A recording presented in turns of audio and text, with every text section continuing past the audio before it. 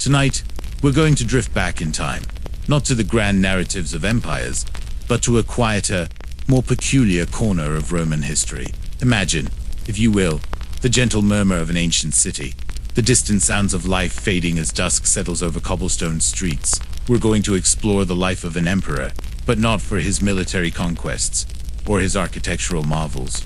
Our focus tonight is on something far more whimsical, a tale whispered through the ages that might just lull you into a peaceful slumber. We're talking about Gaius Julius Caesar Germanicus, better known as Caligula, and a story involving his cherished horse.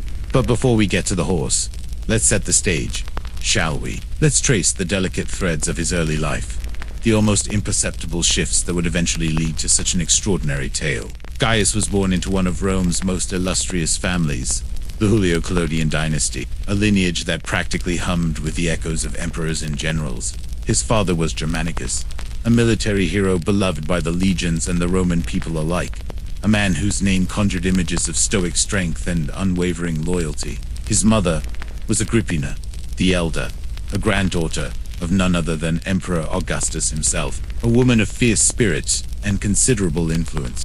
So, you see, Gaius was born into a world of immense privilege, but also one steeped in the treacherous currents of imperial politics. From his very first breath, the weight of expectation and the subtle dangers of court life pressed down upon him. His nickname, Caligula, which means little boot, was given to him by the soldiers. As a small boy, he would often accompany his father on military campaigns, dressed in a miniature soldier's uniform, complete with tiny caligae, the military sandals. Imagine this small figure, barely more than a toddler, toddling through military camps, the rough-and-tumble soldiers charmed by his innocent presence. This image, this childhood amidst the legions, is often painted as a period of warmth and affection, a stark contrast to the darkness that would later engulf his reign. These early years, spent around disciplined soldiers, might have offered him a sense of belonging, a feeling of being admired. Perhaps it was in these moments that the seeds of his later grandiosity, the desire to be adored, were subtly planted. However, the shadows of the imperial court were never far. His childhood, despite the moments of charm, was far from stable. The Julio-Claudian family was a viper's nest of suspicion and paranoia, especially under the reign of Emperor Tiberius. Tiberius, a man known for his reclusiveness and brooding nature, viewed potential rivals, even family members, with deep distrust. The court was a place where alliances shifted like desert sands, and a single misstep could lead to ruin, or worse. Caligula's father, Germanicus, died under mysterious circumstances in Antioch, when Gaius was just 7 years old. Was it illness, or was it poison, perhaps orchestrated by Tiberius, who reportedly felt threatened by Germanicus's immense popularity? The uncertainty surrounding his father's death must have cast a long, unsettling shadow over young Gaius, a lesson in the fragility of life and the brutal realities of power within the Roman elite. Following Germanicus's death, the family's fortunes took a dramatic turn for the worse. Agrippina the Elder, his mother, fell out of favor with Tiberius. Her independent spirit and perceived ambition were seen as threats. One by one, members of their immediate family were either imprisoned, exiled, or died under suspicious circumstances. Gaius's older brothers, Nero Caesar and Drusus Caesar, both potential heirs, met tragic ends. Nero was exiled and later died of starvation or suicide. Drusus was imprisoned and also perished, likely from starvation. Imagine the quiet horror of this young boy, watching his family systematically dismantled, one by one. The whispers, the fear, the constant threat of imperial displeasure, these were the companions of his youth. Gaius himself was eventually brought to live with Tiberius on the island of Capri, where the aging emperor had retreated from the bustling heart of Rome. This period, often described as a gilded cage, was a crucial formative experience for Caligula. He was under the direct supervision, and undoubtedly the constant scrutiny, of Tiberius. He learned the dark arts of court intrigue firsthand. He witnessed Tiberius's cruelty, his paranoia, his manipulative tendencies. Some historians suggest that Tiberius deliberately tried to break Gaius's spirit, to mold him into a pliant tool, or perhaps simply to keep him close where he could be observed. During this time on Capri, Gaius perfected the art of He learned to hide his true thoughts and feelings, to play the part expected of him. He was described as being outwardly subservient, attentive, and seemingly compliant to Tiberius's wishes. Even as he secretly harbored resentments and ambitions, he navigated the dangerous waters of Tiberius's court with a quiet cunning, adapting to the emperor's mercurial moods, learning how to survive in an environment where trust was a luxury and suspicion a necessity. It was a brutal education, one that would profoundly shape the man he would become. He studied the Roman oratorical tradition, mastering the art of public speaking, a skill essential for any aspiring Roman politician. He observed the mechanics of power, the subtle ways in which influence was wielded, the delicate balance between fear and loyalty. He saw the sycophancy that surrounded Tiberius, the endless parade of courtiers vying for favor, and perhaps he developed a deep cynicism about human nature. As a result, the isolation of Capri, coupled with the constant tension of living under Tiberius's watchful eye, surely left an indelible mark on his psyche.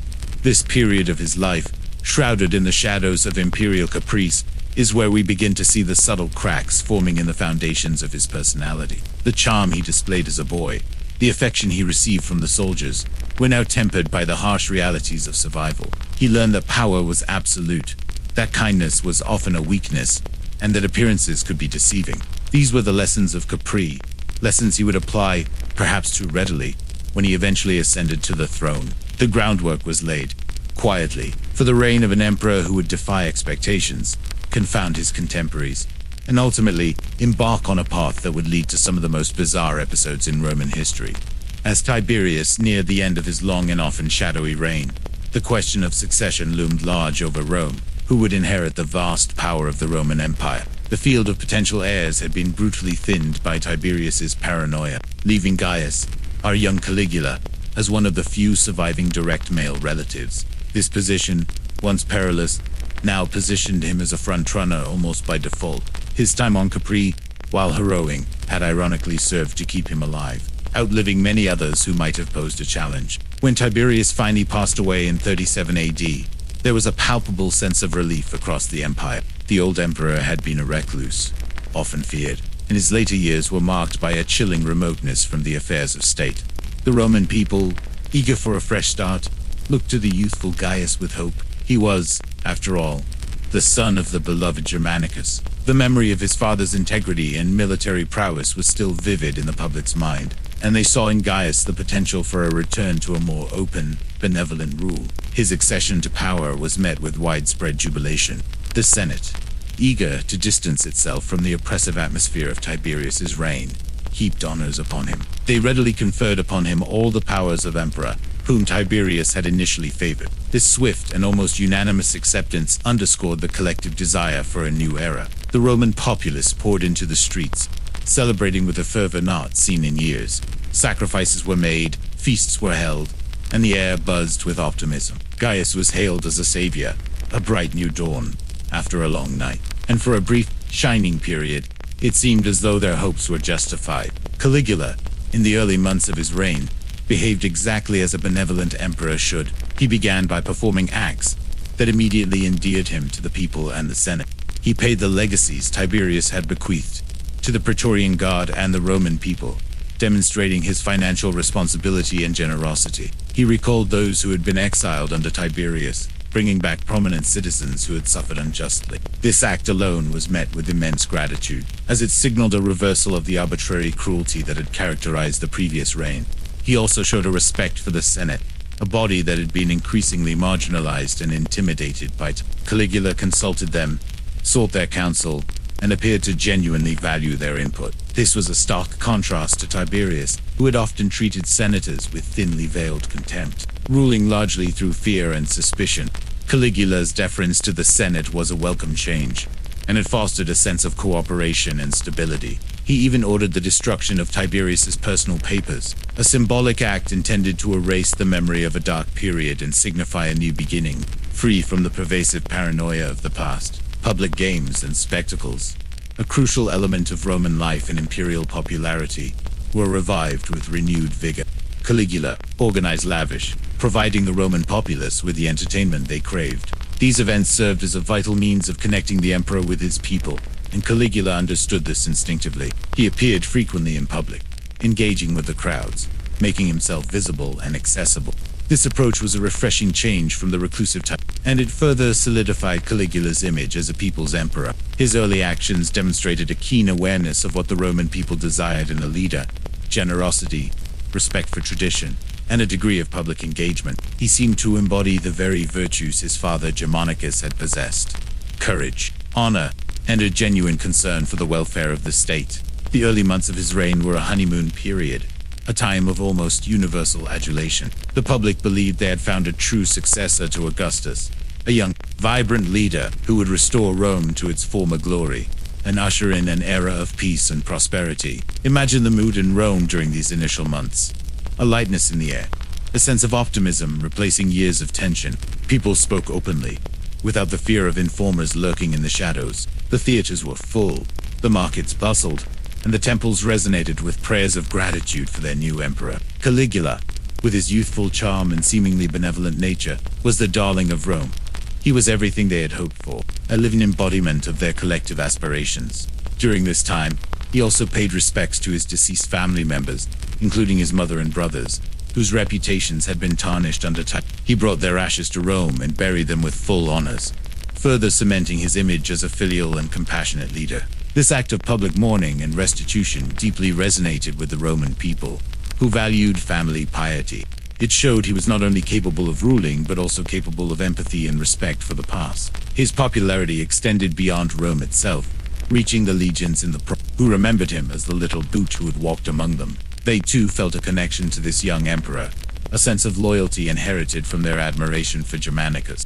The entire empire seemed to breathe a collective sigh of relief and looked forward to a reign characterized by peace, prosperity, and just governance. The future, in these early days, seemed incredibly bright for Gaius and for Rome. This early period of goodwill and promising governance is crucial to understanding the late, more infamous aspects of Caligula's reign. It highlights the sharp contrast between the hopeful beginning and the shocking deterioration that would follow. It shows that he was capable of astute political maneuvering and could, when he chose, act in a manner befitting a popular and effective ruler. But beneath this promising facade, something was stirring. Something that would soon shatter the illusion of the benevolent emperor and plunge Rome into a period of unprecedented eccentricity and fear. The stage was set, the audience was captivated, but the play was about to take a very unexpected turn. The quiet hum of contentment in Rome was about to be replaced by a different kind of murmur, one of unease, then confusion, and finally, outright terror. But for now, let's just picture that initial glow of optimism, the gentle anticipation of a good reign. The promising dawn of Caligula's reign, bathed in the warm glow of public adoration and senatorial approval, lasted but a few precious months. The exact turning point, the precise moment when the gentle tide of benevolence began to recede and reveal something far more unsettling, is often attributed to a severe illness he suffered in late 37 AD. Imagine, if you will, the hushed anxiety that would have fallen over Rome as news spread that their vibrant young emperor, their hope for a new era, lay gravely ill. The ancient sources describe this illness as a debilitating fever, a sickness so profound that it brought him to the very brink of death. For weeks, Rome held its breath. Public prayers were offered, sacrifices made, and the entire city was gripped by a collective fear that their newfound stability might be snatched away as quickly as it had appeared. The intensity of this public outpouring of grief and concern must have been immense. People genuinely loved him in those early days, and the thought of losing him, especially after the long, dark shadow of Tiberius's rule, was almost unbearable. They had invested so much hope, so much emotion in this young man. Yet, slowly, painfully, Caligula clung to life and eventually, to the profound relief of the Roman world. He emerged from the clutches of his illness. But when he reappeared, something had fundamentally changed. It wasn't just physical weakness, it was a shift in his very being. A disquieting transformation that would baffle his contemporaries and perplex historians for centuries to come. The genial, promising young emperor seemed to have vanished, replaced by a figure whose actions rapidly veered from the eccentric to the deeply disturbing. What exactly caused this drastic alteration? Ancient historians, like Suetonius and Diocletian, offer theories ranging from the purely physical to the more psychological. Some suggest that the illness itself, perhaps a severe form of encephalitis, or some other neurological condition, physically affected his brain, leading to a profound change in his personality and mental faculties. The idea is that the fever, or the lingering effects of the sickness, damaged parts of his mind, unleashing impulses that had previously been dormant or suppressed. Imagine a quiet stream suddenly becoming a raging torrent, its banks overflowing without warning. Others speculate that the brush with death profoundly affected him psychologically. The experience of extreme vulnerability, of being so close to mortality after such a triumphant beginning, might have shattered his sense of invincibility. Perhaps it convinced him that he was truly divine, chosen by the gods to survive, and thus above the petty constraints of mortal law or human decency.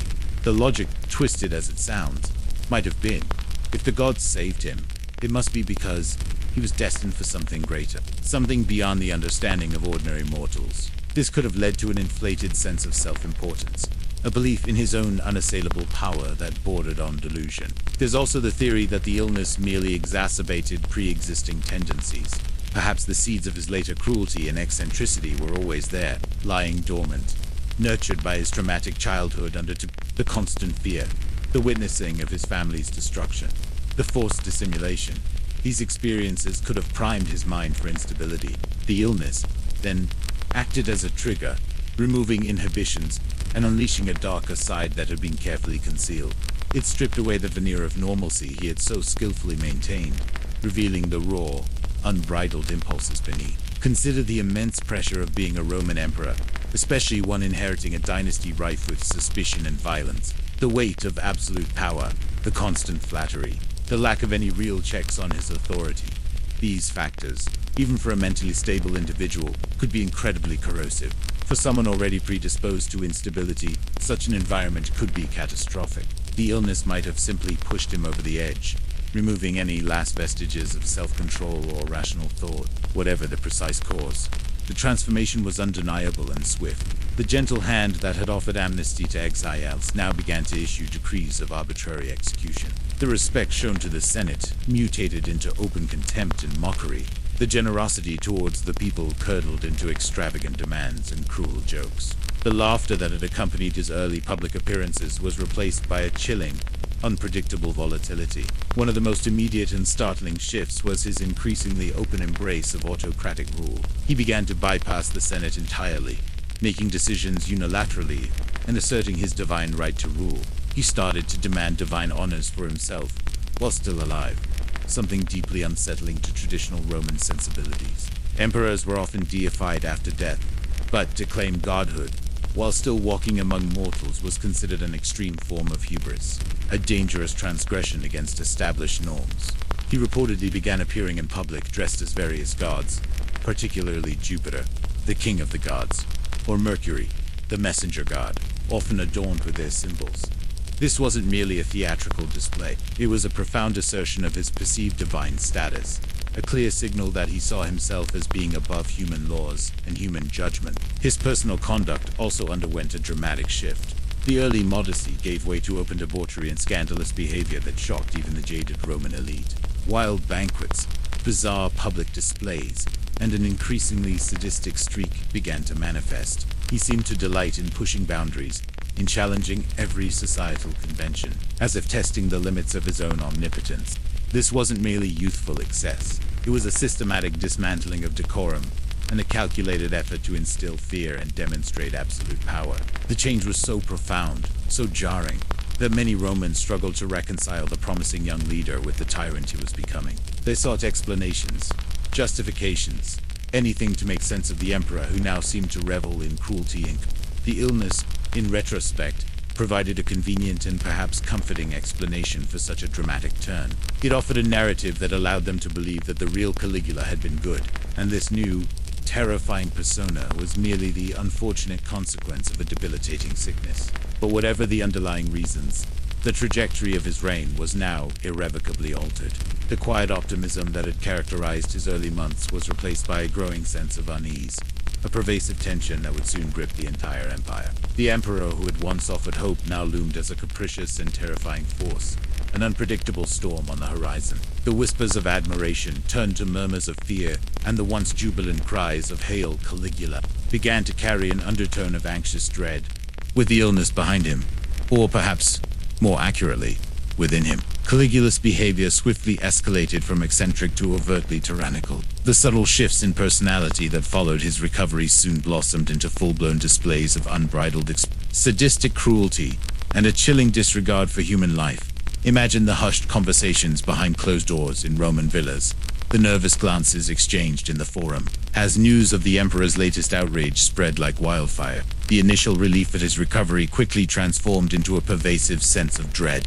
His extravagance knew no bounds. He squandered the vast imperial treasury, accumulated by centuries of careful Roman financial management, with breathtaking speed. Instead of sensible investments or public works, Caligula lavished colossal sums on personal indulgences and grandiose, often absurd, projects.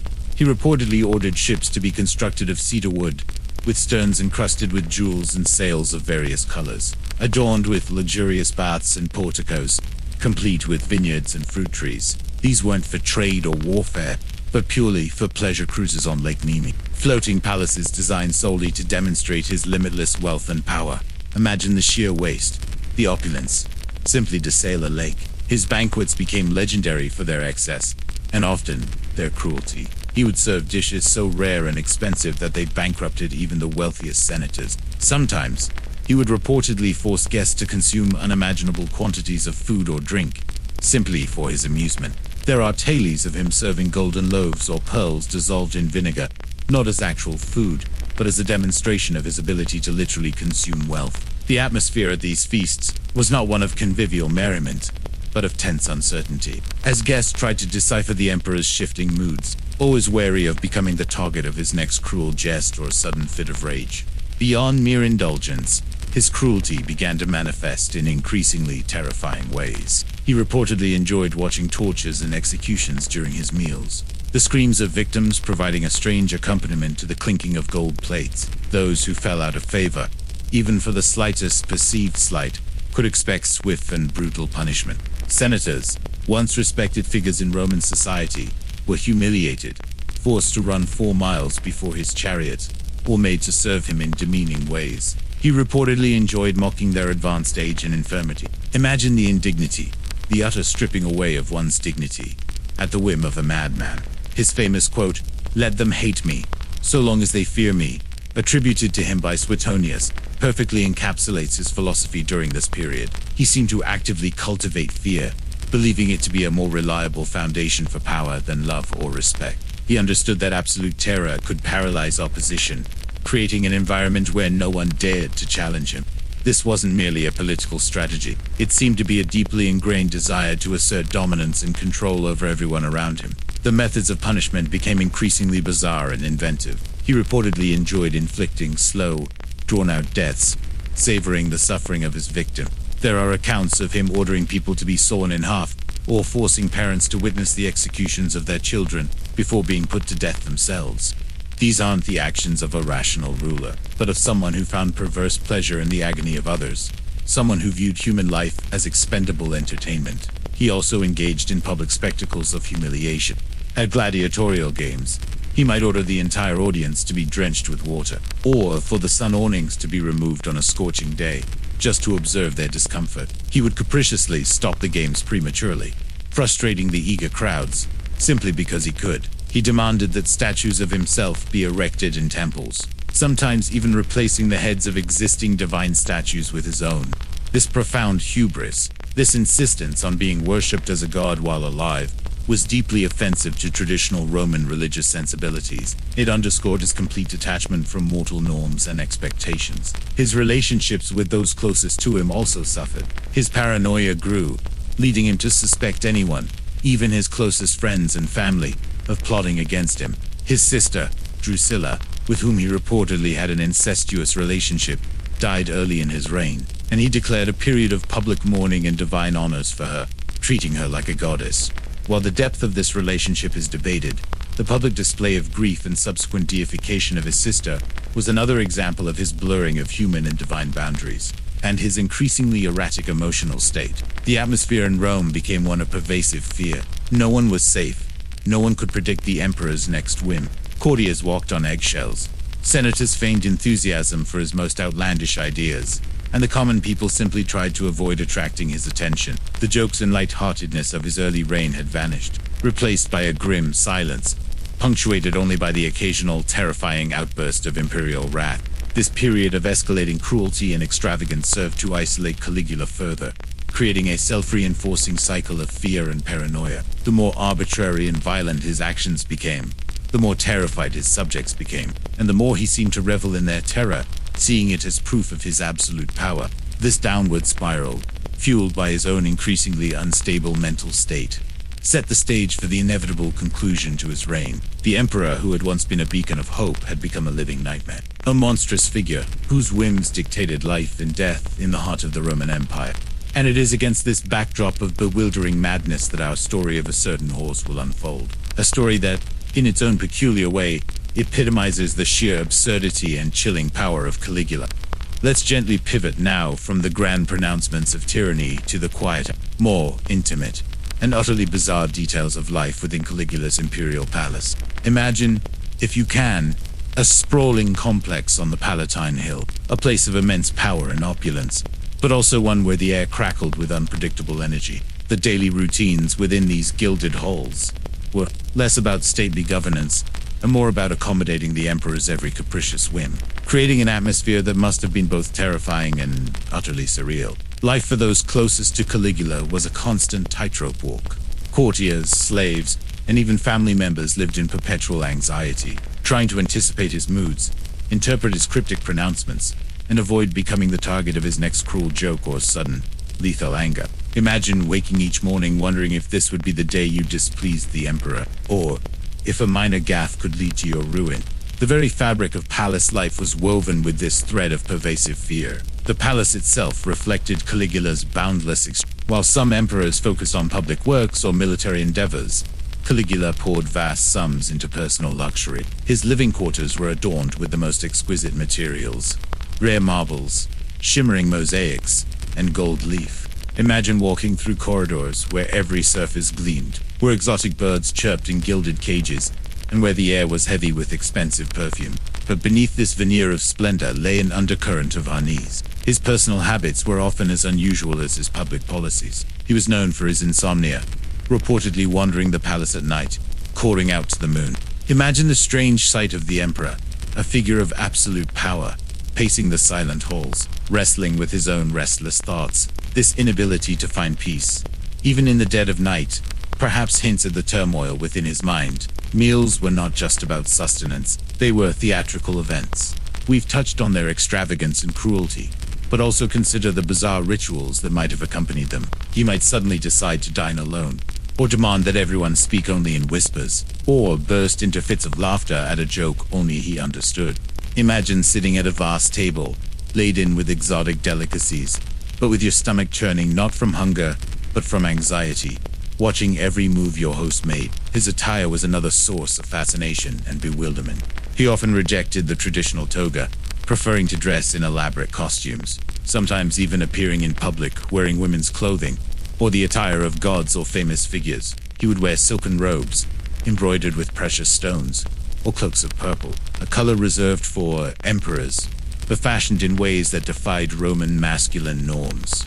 Imagine seeing your emperor, the embodiment of Roman power, stepping out in public dressed like Venus or Diana. This was not merely it was a deliberate subversion of tradition, a calculated effort to shock and demonstrate his utter disregard for conventional expectation. Beyond the formal aspects of palace life, the daily routines of the staff must have been a constant exercise in improvisation and appeasement. From the chief eunuch, who wielded considerable influence, to the humblest slave, everyone's existence revolved around the emperor. Orders could be contradictory, punishments swift, and rewards arbitrary.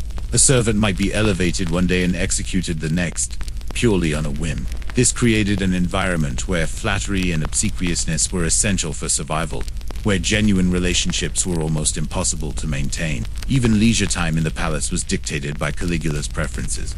He enjoyed chariot racing and gladiatorial contests, not just as a spectator but as an active participant. He had a private circus constructed where he would reportedly drive chariots, sometimes even competing against professional charioteers, though always ensuring he emerged victorious.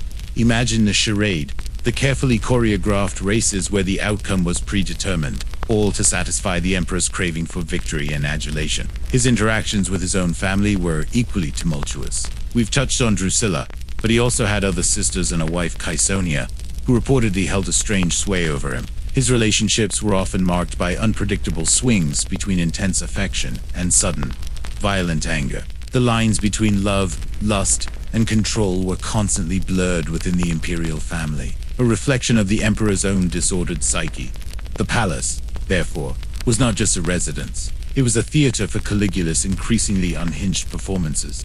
Every day brought a new act, a fresh absurdity, a chilling display of absolute power, untethered from reason or morality. The people within its walls lived under a constant, suffocating cloud of fear, their lives entirely dependent on the fleeting whims of one man. This atmosphere of fear and unpredictable behavior is crucial to understanding why someone might even entertain the idea of an emperor, attempting to make his horse a consul. In such a world, where the absurd was commonplace and the irrational was rule, almost anything seemed possible. The palace, far from being a sanctuary, was the epicenter of Caligula's peculiar madness, a place where the normal rules of Roman society simply ceased to apply. Now, let's consider the enormous pressure Caligula placed upon the very financial foundations of the Roman Empire. His reign, already marked by personal extravagance and escalating cruelty, became synonymous with breathtaking fiscal irregularity. Imagine the imperial coffers, once a symbol of Rome's immense wealth and stability, being emptied at an alarming rate, not for grand public works or military expansion, but for the emperor's increasingly bizarre personal whims. The quiet hum of economic activity in the empire must have been punctuated by the anxious whispers of treasurers and senators, watching the wealth of Rome dissipate before their eyes. In his initial months, Caligula had, as we noted, generously dispensed with Tiberius's legacies, a move that gained him popularity, but also depleted a significant portion of the treasury. However, this was merely the beginning. What followed was an unprecedented spree of spending driven by his insatiable desire for luxury, spectacle, and a peculiar form of grandiosity that bordered on delusion. He built lavish villas that were never fully inhabited, colossal ships for purely recreational purposes, and commissioned extravagant banquets that served as much to humiliate his guests as to entertain them. The cost of these events was astronomical. Imagine a single dinner costing the equivalent of a small city's annual budget, with exotic ingredients flown in from across the empire, served on solid gold dishes that were then casually discarded. This wasn't merely it was a deliberate, almost defiant, burning of wealth, a statement of absolute power. But his spending wasn't just confined to personal luxury. He also poured vast sums into public games and spectacles. Though these often became arenas for his cruelty rather than genuine entertainment, he financed enormous gladiatorial contests and chariot races, demanding ever more elaborate shows. While such spectacles were traditional in Rome, Caligula's versions were characterized by their unprecedented scale and frequency, quickly draining the public coffers. He even ordered the construction of a temporary pontoon bridge several miles long across the Bay of Baiae, simply so he could ride his horse across it, disproving an oracle's prophecy. The resources, the labor, the sheer expense of such a fleeted, pointless project were immense, all to satisfy a momentary whim. To fund these gargantuan expenditures, Caligula resorted to increasingly desperate and oppressive measures. He revived old taxes that had been abolished, much to the chagrin of the populace. New taxes were invented on almost every conceivable transaction and commodity, often levied retroactively or without clear guidelines, leading to widespread confusion and resentment. Imagine being taxed on your daily bread, or on the very air you breathed, simply because the emperor needed more gold for his latest folly. He also engaged in widespread confiscation of property. Wealthy senators and prominent citizens who fell out of favor, or simply possessed desirable estates, found their assets seized by the imperial treasury under flimsy pretexts. Sometimes, accusations of treason were fabricated purely to justify confiscation. Imagine living in fear that your lifelong accumulated wealth, your ancestral lands, could be stripped away from you overnight, simply because you caught the emperor's eye in the wrong way. This created an atmosphere of profound insecurity among the Roman elite, making them desperate to appease him at all costs. Beyond outright confiscation, he also employed more insidious methods. He would pressure wealthy individuals to name him as an heir in their wills, or compel them to donate vast sums to the imperial treasury. Those who resisted found themselves facing spurious charges or public humiliation. Imagine being a wealthy Roman, seeing your peers ruined, and knowing that your own survival depended on your willingness to part with your fortune. The sale of imperial offices and privileges also became a lucrative, albeit corrupt, source of income. Positions of power and influence, once earned through merit or aristocratic lineage, could now be bought for a price. This eroded the traditional Roman system of governance and further fueled resentment among those who believed in meritocracy. The impact of these financial follies was devastating. The Roman economy, though vast, could not sustain such reckless spending. Inflation became a problem, and the value of Roman currency began to decline. The treasury, which had been full at the start of his reign, was reportedly empty within a year. This financial mismanagement had ripple effects throughout the empire, affecting trade, public services, and the general welfare of the populace. The Senate, theoretically guardians of the Roman Republic's traditions and fiscal responsibility, was powerless to intervene. Their authority had been systematically undermined, their members humiliated and terrified. Any attempt to question Caligula's financial decisions would be met with swift and often brutal retribution. They were forced to rubber stamp his outrageous demands, further demonstrating their Even the Praetorian Guard, whose loyalty was crucial to the emperor's security, was heavily compensated.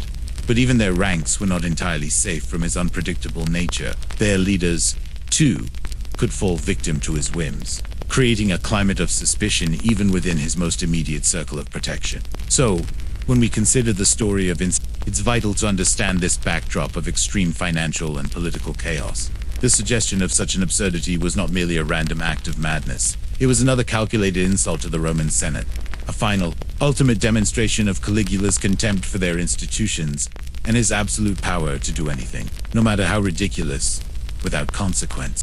The economic devastation, the moral bankruptcy, and the erosion of all traditional norms provided the fertile ground in which such an outrageous idea could not only be conceived, but seriously, terrifyingly, entertained. The financial stability of an empire was sacrificed on the altar of one man's ego, paving the way for acts of absurdity that would shock the world. Now, let's turn our attention to the delicate and increasingly relationship between Caligula and the Roman Senate. For centuries, the Senate had been the bedrock of Roman governance, a venerable institution whose authority, though diminished under the emperors, they were the repository of tradition, the voice of the aristocracy, and theoretically, a check on imperial power. But under Caligula, this relationship devolved from one of wary coexistence to outright contempt and systematic humiliation. Imagine the quiet fury, the impotent rage, simmering beneath the surface of outwardly deferential senators. In the early months of his reign, as we've discussed, Caligula had shrewdly cultivated the Senate's goodwill. He consulted them, feigned respect, and seemed to invite their participation in governance. This was a calculated move, designed to secure his position and differentiate himself from the reclusive and often antagonistic Tiberius. The senators, eager for a return to a more traditional form of rule, had responded with overwhelming support, showering him with honors and titles. They believed they had found an emperor who understood the importance of their role, who would uphold the dignity of their ancient body. However, once Caligula recovered from his illness, this veneer of respect was abruptly stripped away. His initial deference rapidly transformed into open scorn. He began to treat the senators not as respected colleagues or advisors, but as servile subordinates, figures of ridicule and targets for his sadistic humor.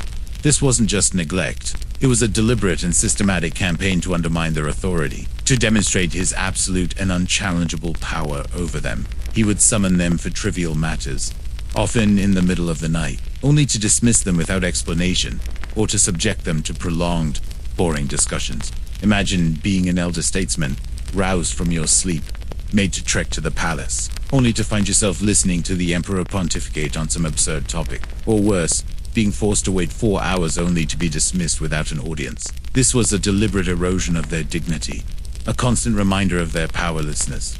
He delighted in public humiliation. There are accounts of senators being forced to run 4 miles alongside his chariot, or made to serve him at banquets, performing menial tasks that were beneath their social standing. He reportedly would make them crawl on their hands and knees, or force them to swear ridiculous oaths. Imagine the shock and shame of these proud men, stripped of their gravitas, forced into such degrading acts. This wasn't merely playful teasing, it was psychological torture, designed to break their spirit and make them utterly subservient. His contempt extended to their very lives. Caligula would frequently issue arbitrary death sentences against senators, often without trial or even a clear reason. Their wealth would then be confiscated, enriching the imperial coffers and further motivating his capricious executions. Imagine the terror of knowing that your life and the future of your family hung by the thinnest thread, dependent entirely on the emperor's shifting moods. This constant threat of execution created an atmosphere of extreme paranoia within the senatorial class, forcing them into a desperate struggle for survival. He reportedly kept a list of senators he planned to execute, often joking openly about it at banquets, making light of their impending deaths. He might remark, for instance, that he would have a particular senator killed, then watch the man's terrified reaction for his own amusement. This chilling nonchalance about human life, especially the lives of Rome's most prominent citizens, underscored his utter detachment from conventional morality. The Senate, once a powerful deliberative body, was reduced to a rubber stamp for Caligula's decrees. They were compelled to vote for his most outrageous demands, to deify his deceased sister, to praise his most tyrannical act. 2. Dissent, even subtly, was to invite immediate and often fatal repercussions. They were forced to publicly approve of actions that privately horrified them, making them complicit in his madness. His ultimate act of contempt for the Senate, the one that truly stands out in the annals of history, was the infamous rumor, or perhaps serious consideration, of appointing his horse Incitatus to the consulship. Well, we will delve deeper into Incitatus' story shortly. It's important to see this act primarily through the lens of Caligula's relationship with the Senate. The consulship was the highest political office in Rome, a position of immense prestige and power, traditionally held by the most distinguished and experienced senators. It symbolized the pinnacle of Roman civic achievement. To even suggest that a horse, an animal, could hold such a revered office was the ultimate insult, a grotesque mockery of the entire senatorial institution. It was a deliberate, calculated move to strip the Senate of its last vestiges of dignity and to demonstrate, beyond any doubt, that Caligula considered them utterly irrelevant, beneath even an animal in terms of importance. It was a power play of the most absurd and terrifying kind, a public declaration that he could do literally anything he wished, regardless of tradition, common sense, or the feelings of his supposed peers. The Senate's reaction to this, or rather, their inability to meaningfully react, perfectly illustrates their reduced status. They could only endure, outwardly feigning acceptance, while inwardly seething with humiliation and plotting their eventual revenge. This systematic degradation of the Senate was not just a symptom of Caligula's madness. It was a deliberate strategy to consolidate his absolute power, to ensure that no institutional body could ever challenge his autocratic rule. It laid bare the terrifying reality of a tyrant unbound, and it set the stage for the desperate measures that would eventually be taken to end his reign. And so, we arrive at the heart of our story, the unlikely companion who shared Caligula's madness. Imagine, if you will, a magnificent horse, a creature of power and grace, completely oblivious to the historical notoriety he would achieve. In a court filled with terrified humans, Incitatus stood out, not just for his beauty, but for the utterly unique position he held in the emperor's increasingly twisted affections. This was no ordinary warhorse, no mere beast of burden. Incitatus was, in Caligula's eyes, a favored companion, and eventually, a bizarre symbol of imperial disdain. Incitatus was a racehorse, a champion in the popular Roman sport of chariot racing. Chariot racing was, alongside gladiatorial contests, the most beloved form of entertainment for the Roman man. The horses and their charioteers were celebrities, revered by the public, their victories celebrated with a fervor that might surprise us today. Incitatus was a member of the Green faction, one of the 4 major racing factions, each with its fanatical supporters. Caligula, like many Romans, was an ardent fan of the Greens, and Incitatus was, by all accounts, one of their finest steeds. But Caligula's admiration for Incitatus went far beyond that of a mere fan. It escalated into an obsessive devotion, a profound attachment that seemed to eclipse his relationships with most humans. He treated Incitatus not just as a prized animal, but almost as an equal, a fellow inhabitant of his peculiar world. Imagine the stark contrast between the emperor's treatment of his human subjects, capricious, cruel, and contemptuous, and his tender, almost solicitous care for this horse. This duality is one of the most striking aspects of Caligula's personality. The imperial stable, where Incitatus resided, was no ordinary stable. Under Caligula's orders, it was transformed into a lavish, almost palatial dwelling. Imagine walking into a stable that more closely resembled a senator's villa than an animal's abode. The stalls were reportedly made of marble, polished to a gleaming finish, reflecting the subtle glow of oil lamps. His manger, instead of rough wood, was crafted from ivory, smooth and elegant, perhaps even studded with precious stones. This wasn't just comfort. It was an extraordinary display of reverence, an act of showering an animal with the kind of luxury normally reserved for the wealthiest Romans. Incitatus also possessed a magnificent purple blanket, a color traditionally reserved for the emperor himself, symbolizing supreme authority. Imagine seeing this vibrant, rich purple draped over the horse's powerful frame, another subtle but unmistakable sign of his elevated status.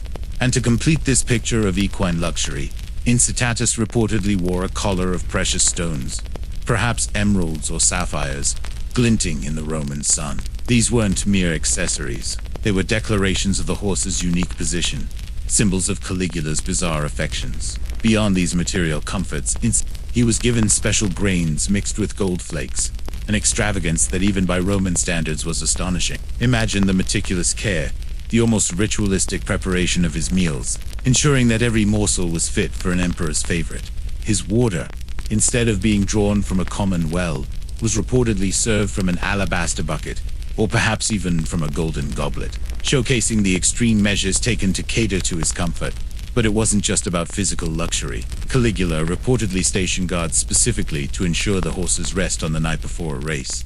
Imagine the hushed silence enforced around the stable, the meticulous attention to preventing any disturbance that might disrupt the sleep of this prized animal. Woe betide any sentry who allowed the slightest noise to interrupt Incitatus's slumber. This level of concern for a horse's well-being was utterly unprecedented, far exceeding the care given to many human subjects. Furthermore, Caligula reportedly hosted dinners within. Imagine a formal Roman banquet, complete with senators and dignitaries, and at the head of the table, not just the emperor, but his beloved horse. Incitatus would be present, perhaps in a specially constructed stall, or simply brought into the dining room, a silent, majestic observer of the imperial court's peculiar customs. These dinners were likely another demonstration of Caligula's power, forcing his human guests to acknowledge the horse's elevated status, blurring the lines between man and beast in a truly unsettling way. The emperor would reportedly talk to Incitatus, confiding in him, sharing his thoughts in a way he rarely did with human beings. Whether these conversations were one-sided monologues or truly felt like shared moments, we cannot know. But the image of the omnipotent emperor, whispering secrets to his horse in the quiet of the stable, perhaps seeking solace or companionship he couldn't find among his terrified human entourage, is a poignant one, revealing the strange depths of his loneliness or detachment. So, Incitatus was more than just a pet. He was a living embodiment of Caligula's increasingly distorted reality. He was the recipient of an affection and devotion that Caligula withheld from almost everyone else. His luxurious life, his marble stable, his jeweled collar, his golden manger, all were testaments to the emperor's boundless and ultimately bizarre devotion. This extraordinary care for an animal stands in stark contrast to the casual cruelty he inflicted upon humans, providing a chilling insight into the mind of an emperor who increasingly preferred the company of a beast to the complexities of human interaction.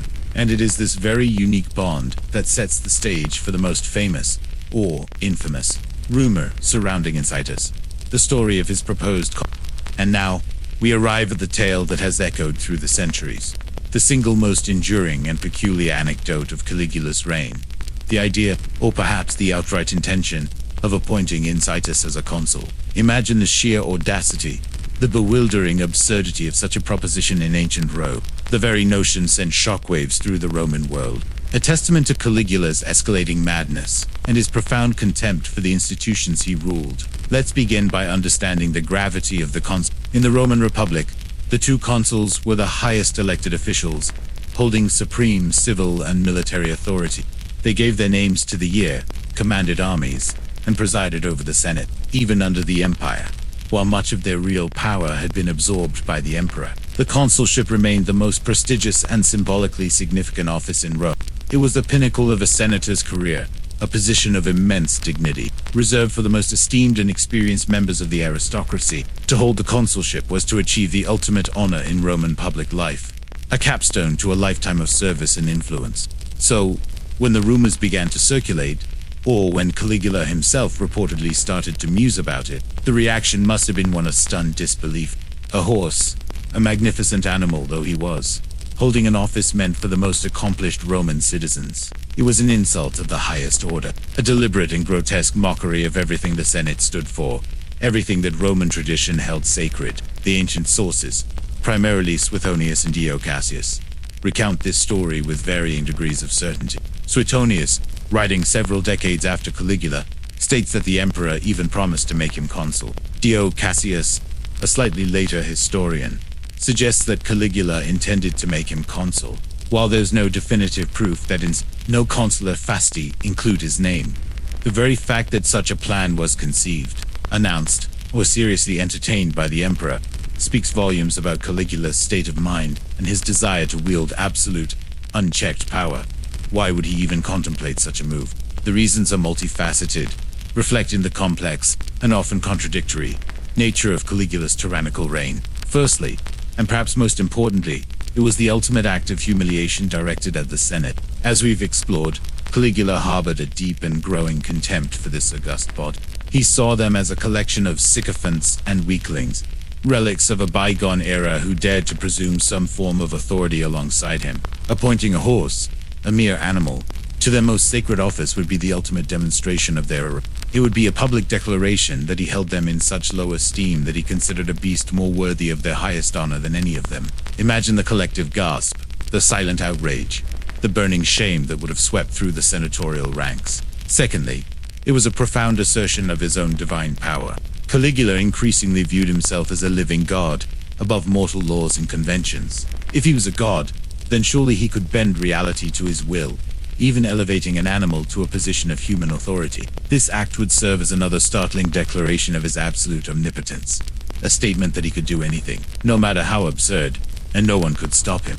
It was a test of the limits of his power, a challenge to the very fabric of Roman society. Thirdly, it could have been an expression of his cruel humor. Caligula was known for his sadistic wit, his delight in inflicting psychological torment. The idea of a horse attending Senate meetings or presiding over assemblies would have been a profoundly unsettling, yet undeniably absurd, spectacle. The humor, if it can be called that, lay in the sheer discomfort and humiliation it would cause to the very people he despised. It was a macabre joke, played out on the grand stage of the Roman Empire. Finally, and perhaps more subtly, it might have been a manifestation of his profound isolation and mental deterioration. As his reign progressed, Caligula became increasingly detached from human reality, surrounded by terrified courtiers and flatterers. His most intimate relationships, it seemed, were with his sisters and, notably, with the horse. Unlike his human subjects, could not plot against him, could not betray him, and offered unconditional affection. In his distorted mind, Incitatus might have appeared more trustworthy, more loyal, and indeed, more capable than the trembling senators who surrounded him. The proposal, therefore, could have been a strange, twisted form of genuine affection for the animal, combined with a profound While Incitatus never actually served as consul, the threat or intention of it was enough to solidify Caligula's reputation as a mad tyrant. It became the defining anecdote of his reign, a symbol of his unprecedented descent into capricious despotism. The story was so striking, so far beyond the bounds of normal imperial behavior, that it has survived for 2 millennia, a testament to its enduring power, as an illustration of unchecked power and ultimate absurdity. It perfectly encapsulated the chilling, unpredictable nature of a ruler who reveled in defying all expectations and norms, leaving his empire in a state of bewildered terror. And the horse Incitatus became an unwitting, silent participant in this most peculiar chapter of Roman history. Now, let's turn our attention to the creature himself, Incitatus, and delve deeper into the extraordinary, almost unbelievable, level of luxury and privilege he enjoyed under Caligula's increasingly bizarre patronage. Imagine, if you will, a horse living a life that would make many Roman senators green with envy. A life of comfort and indulgence that stands in stark contrast to the terror experienced by most of Caligula's human subjects. This wasn't merely pampering. It was an emperor's obsessive devotion manifesting in every opulent detail. We've already touched upon his marble stable, a dwelling far grander than most Roman homes. Imagine the gleam of polished stone, the smooth coolness of the surface underfoot, a stark departure from the typical rough-hewn wood and straw of even the finest equine accommodations. This stable was not just functional, it was a work of art, a testament to Caligula's desire to lavish his favorite with the very best. Within these luxurious confines, Incitatus had a manger carved from ivory, a material of immense value and beauty, usually reserved for exquisite furniture or artistic adornment. Imagine the soft glow of the ivory, perhaps even inlaid with subtle patterns, a truly magnificent feeding trough for a truly magnificent horse. But the opulence didn't stop at the stable itself. Incitatus was reportedly adorned with a magnificent purple blanket. Purple, in Roman society, was the color of emperors and high magistrates, a dye so rare and expensive that its use was heavily restricted. To drape a horse in imperial purple was a profound statement, an unmistakable declaration of Incitus's elevated status, mirroring the emperor's own robes. Imagine the horse, with his powerful physique, cloaked in this rich, vibrant color, a living symbol of imperial favor. And to further complete this picture of lavish adornment, Incitatus reportedly wore a collar of precious stones. Imagine emeralds, sapphires, or perhaps even diamonds, catching the light as the horse moved, a glittering testament to his unique position. Beyond these visible displays of wealth, Incitatus's daily care was meticulous and extravagant. His diet was famously luxurious. Instead of regular fodder, he was fed oats, mixed with gold flakes. Imagine the meticulous process of preparing such a meal. The tiny, shimmering flecks of gold mixed in with his grain, ensuring that even his sustenance was a display of unparalleled wealth. This wasn't about nutrition. It was about symbolic consumption, about literally feeding a horse imperial treasures. His water was reportedly served in an alabaster bucket, or perhaps even a golden goblet. Imagine the smooth, cool touch of the alabaster, or the heavy weight of the gold, as water was offered to him, a ritualistic act of devotion. The comfort of Caligula reportedly ordered the guards be stationed near the stable the night before a race to ensure absolute silence, protecting the horse's rest from any disturbance. Imagine the hushed vigil, the whispered commands, the meticulous efforts to prevent any stray noise from reaching the sleeping champion. This level of concern for an animal's repose was extraordinary, far exceeding the quiet afforded too many human subjects in Rome. Any loud noise, any boisterous revelry in the vicinity of the palace that might disturb the imperial horse, could result in severe punishment for those responsible.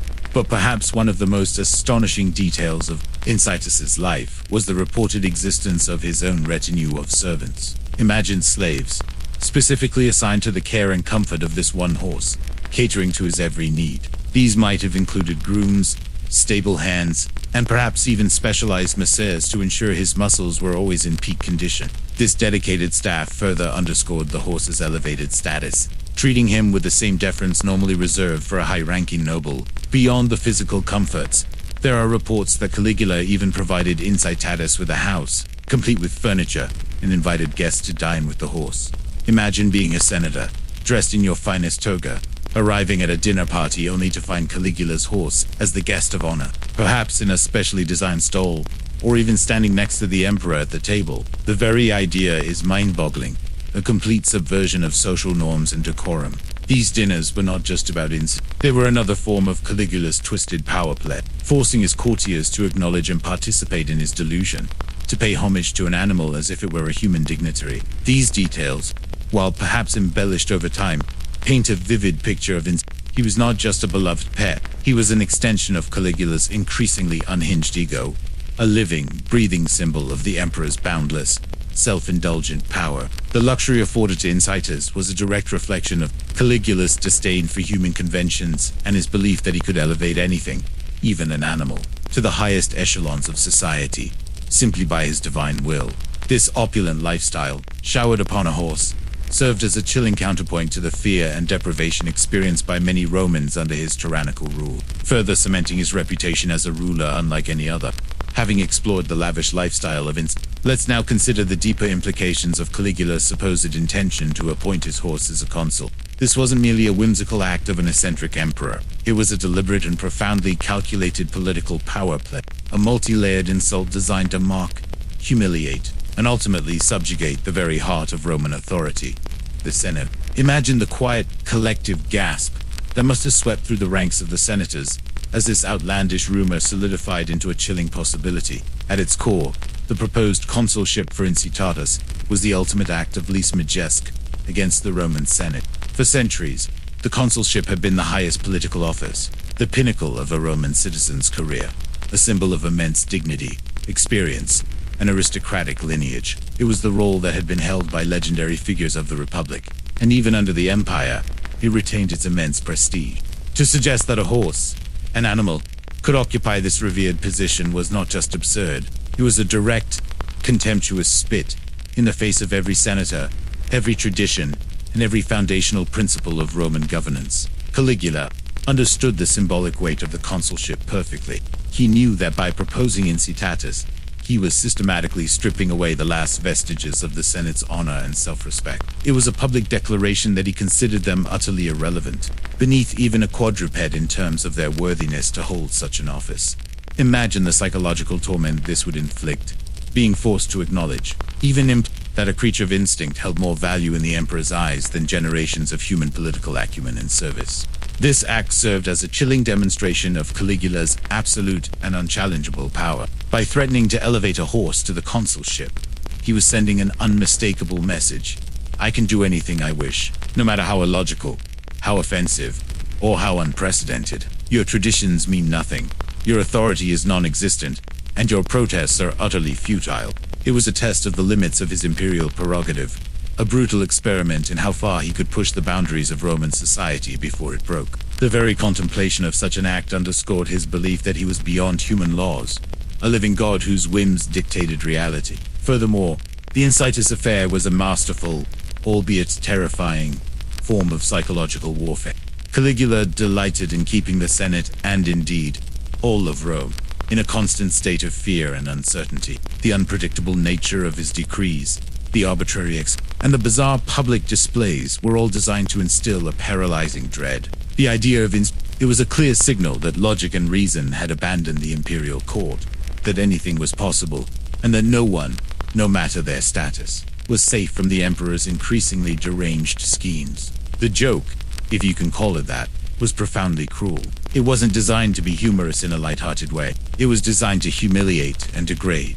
Caligula was reportedly amused by the discomfort and fear he provoked. The image of senators having to gravely discuss the qualifications of a horse, or potentially having to attend a session presided over by a silent equine, would have been deeply unsettling and deeply humiliating. This wasn't merely a show. It was a public spectacle of their complete subjugation, forcing them to participate in their own degradation. It also served to further isolate the Senate and prevent any organized resistance. If the very fabric of their traditional institutions could be so easily torn apart, what hope did they have of mounting an effective opposition? The constant pressure, the pervasive fear, and the systematic undermining of their dignity left them paralyzed, unable to coalesce against the tyrant. Each absurd decree, each public humiliation, chipped away at their collective will, making them increasingly pliable to Caligula's demands.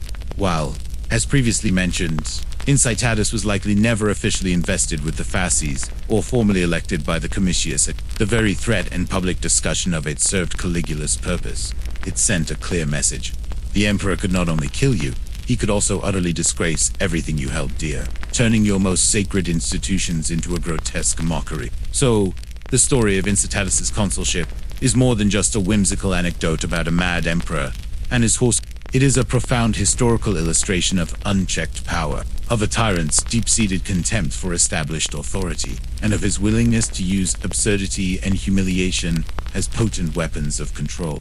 It solidified Caligula's reputation as a ruler who had completely lost touch with reality, but one who was terrifyingly effective at using his madness to enforce absolute dominion over his cowering subjects. It's a reminder that even the most seemingly ridiculous acts can carry immense political weight when wielded by someone with absolute power.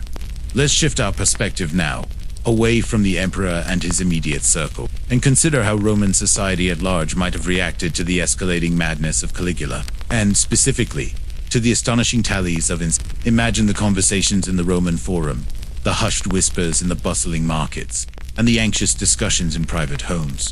How did ordinary citizens, merchants, soldiers, and scholars processed the increasingly bizarre and terrifying news emanating from the Palatine Hill. Initially, as we discussed, Caligula was wildly popular. The relief at Tiberius's death and the hope for a new, benevolent reign were immense. The public welcomed his early acts of generosity and enjoyed the lavish gains he provided.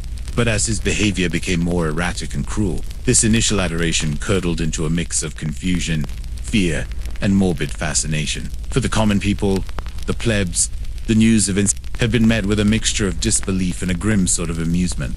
They were accustomed to imperial excesses, but this was a new level of absurdity. Some might have shrugged, viewing it as just another symptom of the emperor's madness, distant from their own struggles for daily survival. Others might have seen it as a grotesque parody of the Senate, a body they often viewed with a degree of cynicism themselves.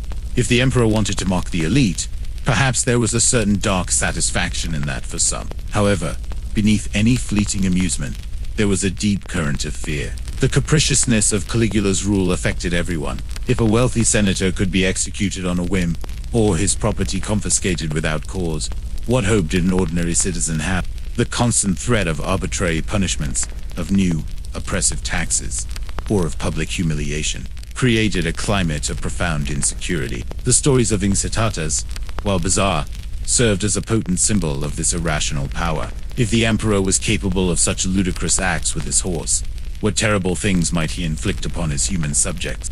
For the educated elite, the philosophers, historians, and legal scholars, the situation was likely far more distressing. They were the guardians of Roman tradition, law, and intellectual thought. To them, Caligula's actions, and especially the represented a complete breakdown of civic order and a profound disrespect for the very foundations of Roman civilization.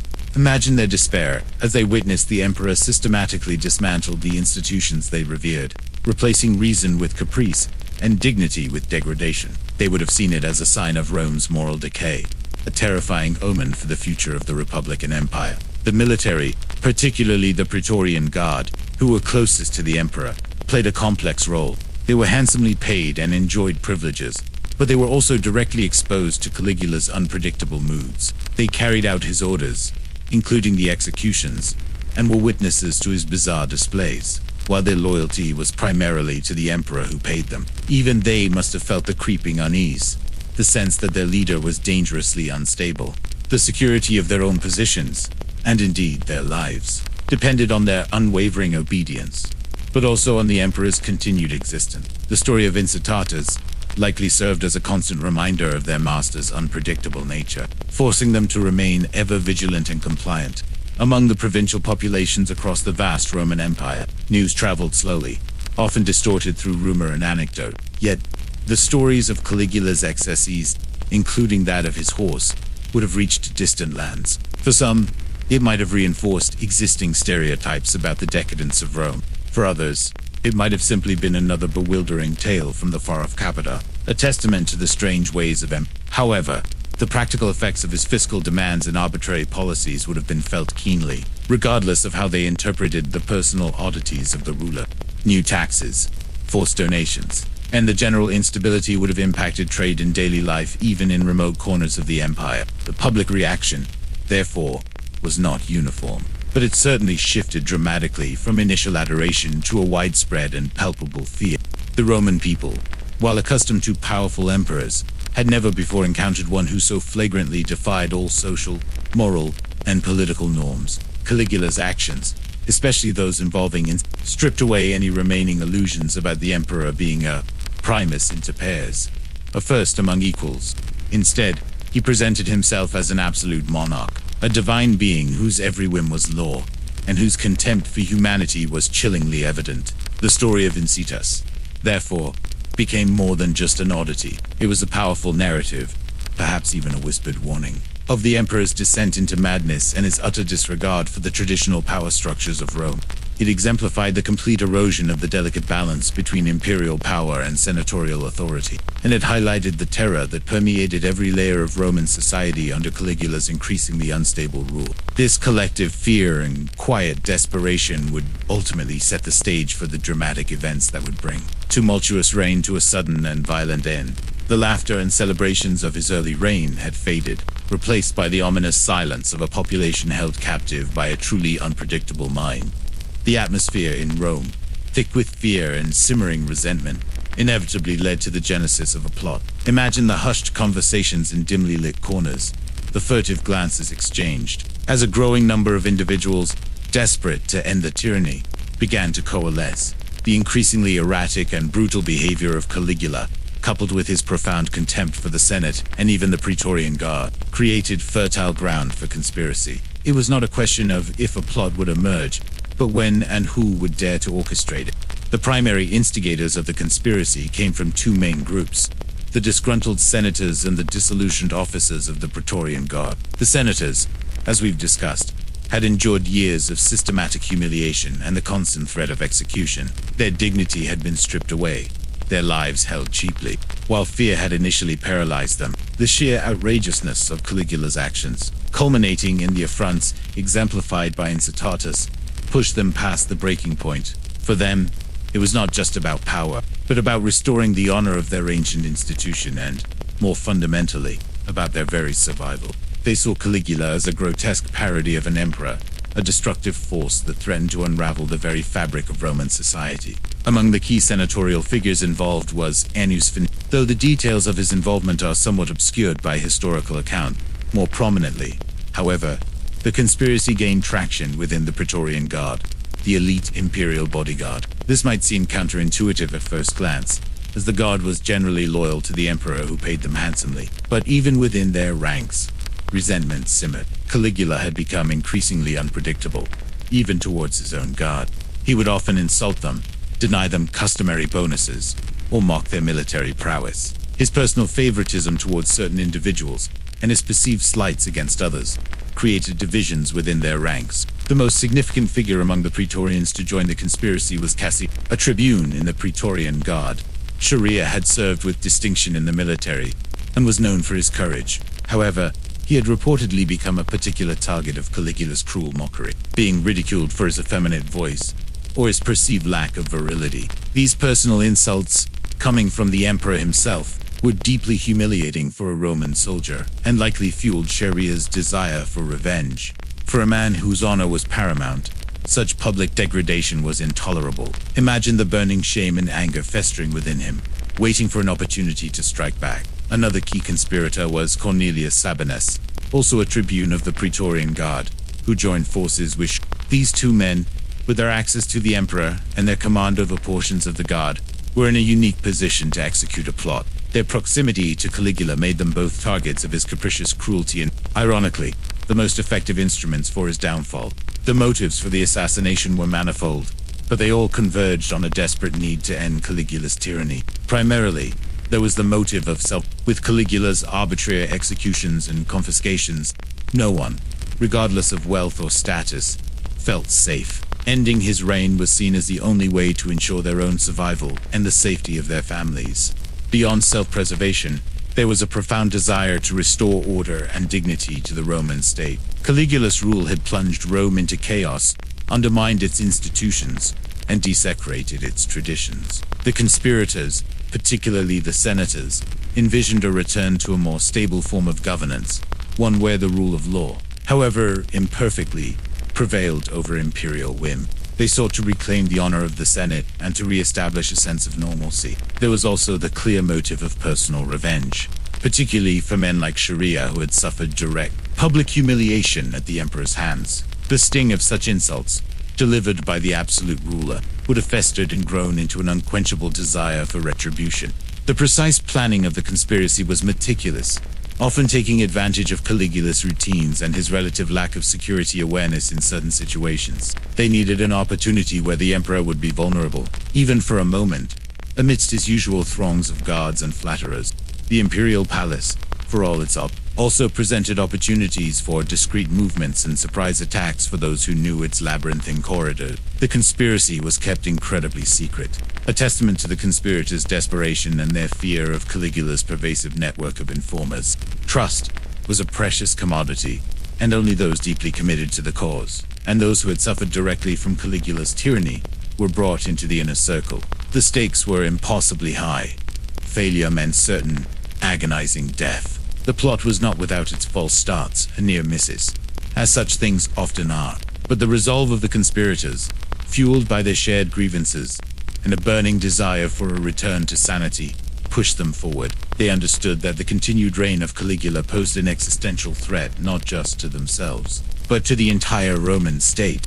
The stage was set for a dramatic and violent climax, one that would bring an end to the most peculiar and terrifying reign in Roman history. The story of Incitatus and its bizarre absurdity became a symbol of the very madness that the conspirators sought to extinguish. The conspiracy, having simmered beneath the surface of Roman court life, finally reached its crescendo in January of 41 AD. Imagine the tense atmosphere, the conspirators moving with carefully feigned, each step bringing them closer to the moment of truth. Caligula, despite the pervasive fear he had instilled, seemed blissfully unaware of the deadly net tightening around him. Lost in his own bizarre world of the chosen moment for the assassination was during the Palatine Games, a series of theatrical performances and spectacles held in the Imperial Palace. This afforded the conspirators, particularly the Praetorian tribunes like Cassius Chaerea and Cornelius Sabine, access to the emperor in a relatively less guarded, more fluid environment. Crowds, noise, and the movement of performers and dignitaries provided the perfect cover for their deadly intent. Imagine the vibrant costumes, the sounds of music and applause, masking the cold precision of the conspirators' planning. On the fourth day of the games, January 24th, 41 AD, Caligula had reportedly been attending a performance and was making his way from the theater back to the palace for lunch. He was passing through a narrow, secluded passage or cryptoporticus, a common feature of Roman villas designed to provide cool, private walkways. This was the moment the conspirators had been waiting for. The passage limited the number of bodyguards who could surround him, creating a brief window of vulnerability. Cassius Chaerea, the Praetorian tribune who had suffered particular humiliation from Caligula, was at the forefront. As Caligula entered the passage, Chaerea reportedly approached him under the pretext of asking for the watchword. When Caligula gave a sarcastic or mocking reply, Chaerea struck the first blow, reportedly with a sword, aimed at the emperor's neck. Other conspirators, including Sabinus, immediately followed, swarming Caligula and striking him repeatedly. The assassination was swift and brutal. The accounts describe Caligula falling, crying out, and being overwhelmed by the flurry of blades. Some sources claim he was struck over 30 times, a testament to the pent-up rage and fear his reign had engendered. His German bodyguards, fiercely loyal, rushed to his aid upon hearing the commotion. But it was too late. They found their emperor already dead, his body riddled with wounds. In their desperate fury, the German guards lashed out wildly, killing several innocent bystanders and even some senators who were not involved in the plot, adding to the chaotic scene. The immediate aftermath was one of immense confusion and panic. News of the emperor's death spread quickly through the palace, then throughout Rome. Senators, already terrified by Caligula's reign, now feared a violent backlash from the Praetorian Guard, or a civil war as various factions vied for power. Some initially thought the German guards were slaughtering everyone. The entire city held its breath, unsure of what the future held. Caligula's wife, Caesonia, and their young daughter, Julia Drusia, were also killed shortly after the emperor, ensuring that no direct heir remained to claim his bloodline and potentially avenge his death. This act underscored the conspirators' desire for a complete break from Caligula's line. With Caligula dead, Rome faced an unprecedented dilemma. Who would rule next? For a brief, tense period, some senators entertained the idealistic notion of restoring the Roman Republic, dismantling the imperial system entirely. They spoke of freedom and ancient liberties, but these were largely vain hopes. The Republic was long dead, and the power of the legions and the Praetorian Guard was too entrenched. The dream of a resurgent republic quickly faded in the face of practical realities and military power. Instead, a new emperor emerged, almost by accident. Claudius, Caligula's uncle, a scholarly and physically infirm man who had largely been ignored and even ridiculed by his family, was discovered hiding behind a curtain by a Praetorian soldier. The guard, realizing they needed an emperor quickly to prevent widespread chaos and protect their own interests, hailed Claudius as the new emperor. He was seen as pliable, harmless, and most importantly, not another Caligula. The Praetorians marched him to their camp, and after some negotiation with the terrified Senate, Claudius was proclaimed emperor, ushering in a new chapter for the Julio-Claudian dynasty. Caligula's legacy was one of infamy. He reigned for less than 4 years, but his short rule became synonymous with tyranny, madness, and unbridled excess.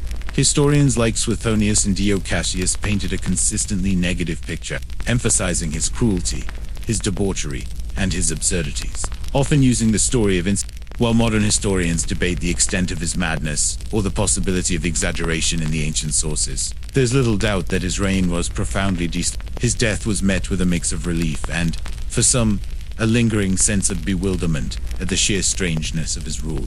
The empire, having endured a leader who elevated a horse and demeaned its most respected citizens, could finally begin to heal from the psychological wounds of his terrifying capriciousness. His reign served as a stark warning about the dangers of unchecked power and the corrupting influence of absolute authority, a lesson that would echo through subsequent Roman history and beyond.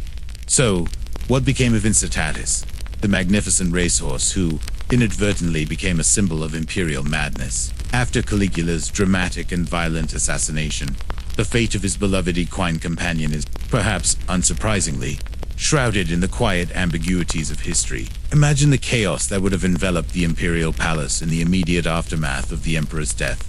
In the frantic rush to secure a new ruler and restore some semblance of order, a horse, however famous, would likely have been a secondary concern for most. The historical sources offered tantalizing but ultimately inconclusive glimpses into the most commonly cited account, primarily from Dio Cassius, suggests that Incitatus was not harmed after Caligula's death. Instead, he was reportedly deprived of his extravagant. Imagine his marble stable, once gleaming with imperial care, slowly falling into disuse or being repurposed. His ivory manger would have been removed, his purple blanket and jeweled collar put away, no longer symbols of imperial favor, but rather relics of a bizarre and terrifying reign. It is said that he was returned to the life of an ordinary racehorse. Picture Incitatus, still powerful and majestic, but now stripped of his golden oats and alabaster water bucket, treated simply as a valuable animal rather than a potential consul. He would have continued his career on the racetrack if his health allowed, running for the Green faction, but without the personal, obsessive attention of an emperor. His victories would still have been celebrated by the cheering crowds, but the dark, unsettling shadow of Caligula's madness would no longer hang over his every stride. This outcome, if true, suggests a surprising degree of pragmatism from the new regime under Emperor Claudius. Claudius, Caligula's uncle and successor, was a cautious and scholarly man, focused on restoring stability and undoing many of Caligula's more egregious policies. Executing or harming a popular racehorse, even one associated with the deposed tyrant, might have been seen as an unnecessary provocation or simply a waste of a valuable asset. Incitatus was a champion, and Roman society, even amidst political turmoil, still held a deep appreciation for successful athletes and animals. It's plausible that Claudius, seeking to distance himself from Caligula's eccentricities, would simply have stripped the horse of his imperial adornments and returned him to a normal, albeit still privileged, life as a prized racer. There's a gentle irony in this fate. The horse, who was supposedly on the verge of holding the highest office in Rome, reverted to simply being a horse. He went from being a potential symbol of imperial contempt for the Senate to a valuable, but ultimately mundane, asset in the chariot racing industry. The wild dreams and delusions of Caligula dissolved, and Incitatus, the unwitting participant, returned to the quiet reality of his equine existence. The broader aftermath of Caligula's reign was one of immense relief, followed by a concerted effort to erase his memory and restore order. The Senate immediately declared him a tyrant and attempted to have all his acts annulled, a process known as damnatio. While not entirely successful in wiping him from history, it reflected their profound desire to distance themselves from his terrifying rule. Statues were pulled down, inscriptions defaced, and his name was omitted from public records where possible. Emperor Claudius, despite his initial reluctance and physical infirmities, proved to be a surprisingly capable and effective ruler. He worked to stabilize the Roman treasury, which Caligula had so recklessly depleted, and began to rebuild public trust in the imperial office. He sought to re-establish a more respectful, though still authoritarian, relationship with the Senate. The chaos and arbitrary cruelty of Caligula's era slowly began to recede, replaced by a more predictable and generally more just administration. The story of Incitatus, while often treated as a humorous or bizarre footnote, serves as a powerful reminder of the extraordinary nature of Caligula's reign. It encapsulates the heights of his extravagance, the depths of his contempt for tradition, and the unsettling extent of his perceived divine authority. The horse became a living metaphor for a reign that spun wildly out of control, a testament to what happens when absolute power is wielded by a mind unmoored from reality. But as the dust settled and Rome sought to forget its mad emperor, Incitatus, the silent witness to it all, continued his life, likely grazing peacefully, perhaps occasionally racing, oblivious to the peculiar chapter he occupied in the annals of human history. His story remains a quiet, fascinating echo from a tumultuous time, a gentle reminder that even in the most grandiose and terrifying moments of history, sometimes the most memorable figures are those who simply, quietly, exist alongside the madness.